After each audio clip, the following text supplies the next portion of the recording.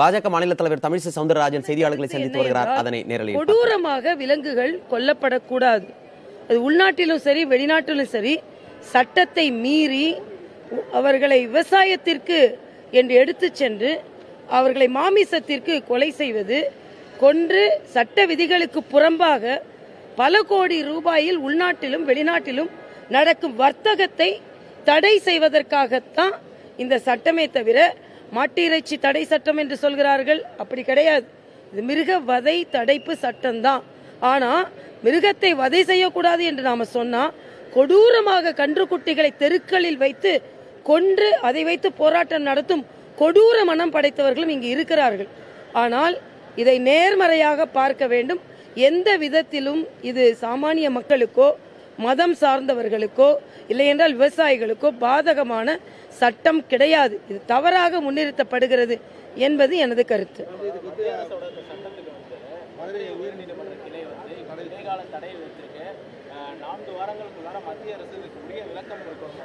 இல்ல, அது நீதிமன்றத்தின் வழக்கின்படி ஒரு நடைமுறை. அந்த நடைமுறையை அவர் சொல்லியிருக்கிறார்கள்.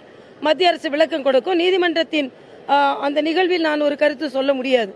ஆனா அரசாங்கத்தின் கொள்கை முடிவில் அரசாங்கம் தான் எடுக்க முடியும். அல்ல நீதிமன்றம் சில விளக்கங்களை கேட்கலாம். அதுக்கப்புறம் பார்ப்போம் நீதியின் துறை எந்த அளவிற்கு அது நடைமுறைப்படுத்தப்படுகிறது என்பதை சட்டத்தின் கையிலேயே நம்ம விட்டு விடுவோம். ஆனா அரசாங்கம் நல்ல நோக்கத்தோடு தான் இந்த சட்டத்தை நடைமுறைப்படுத்தி இருக்கிறது என்பதுதான் எனது கருத்து.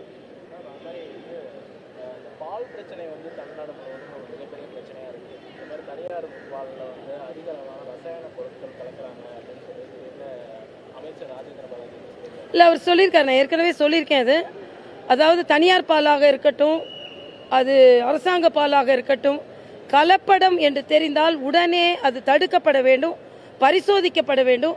தனியார் பால் பரிசோதிக்கப்பட வேண்டும் என்று சொல்வதில் எனக்கு மகிழ்ச்சி, பாராட்டுகிறேன். ஆனா ஒரு செய்தி, பூனாவில் உள்ள தேசிய உணவு ஆராய்ச்சி நிறுவனத்துக்கு தான் இந்த பாலெல்லாம் பரிசோதனைக்கு போகணும். அங்க இன்னும் போகலன்றாங்க. ஆக என்னன்னு தெரியல. அது மாதிரி அமைச்சர் சொல்றாரு 70% தனியார் பால் நிறுவனத்தை நான் சந்தேகிக்கல. இன்னொரு 20-30% இந்த விதிமுறை மீறலில் அவர்கள் ஈடுபட்டு இருக்கிறார்கள் என்று சொல்கிறார். எது எப்படி இருந்தாலும் பால் என்பது, பாலில் கலப்படம் செய்வது மனிதர்களின், பெரியவர்களின், குழந்தைகளின், நோயாளிகளின், கர்ப்பிணி பெண்களின், முதியவர்களின் உயிரோடு விளையாடுவது. அதனால் அது எது எப்படி இருந்தாலும் அதை உடனே கண்டுபிடிக்க வேண்டும் என்பது எனது கருத்து.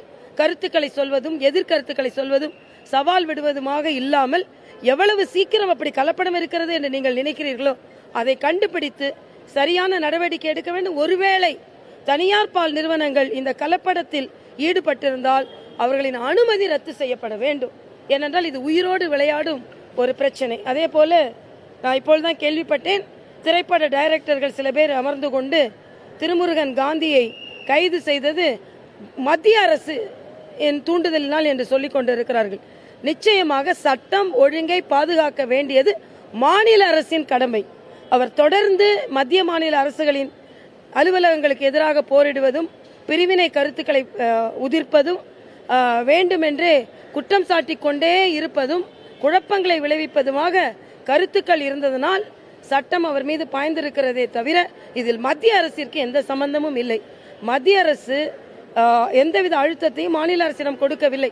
சட்டம் ஒழுங்கு என்பது மாநில அரசின் பிரச்சனை. ஆக ஒருவரை குண்டர் சட்டத்தில் மாநில அரசு கைது செய்தால் அதற்கும் மத்திய அரசு என்று சொன்னால் இதை எங்களால் ஒப்புக்கொள்ள முடியாது. எதற்கெடுத்தாலும் மத்திய அரசை குறை கூறுவது. இன்னும் சொல்ல போனால் இவர்கள் நினைவேந்தல் என்று சொல்லிக் கொண்டிருக்கிறார்கள். அன்று இலங்கையில் தமிழர்கள் சுட்டுக் கொல்லப்பட்ட போது இவர்கள் என்ன செய்தார்கள் என்று நமக்கு தெரியாது.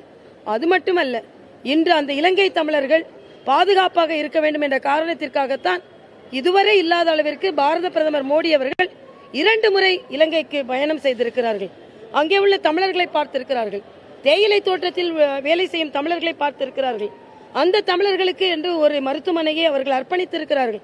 ஆக தொடர்ந்து தமிழர்களுக்கு நன்மை செய்து கொண்டிருக்கும் ஒரு ஆட்சியை பார்த்து இவர்கள் குறை சொல்வது சரியல்ல என்பது எனது கருத்து.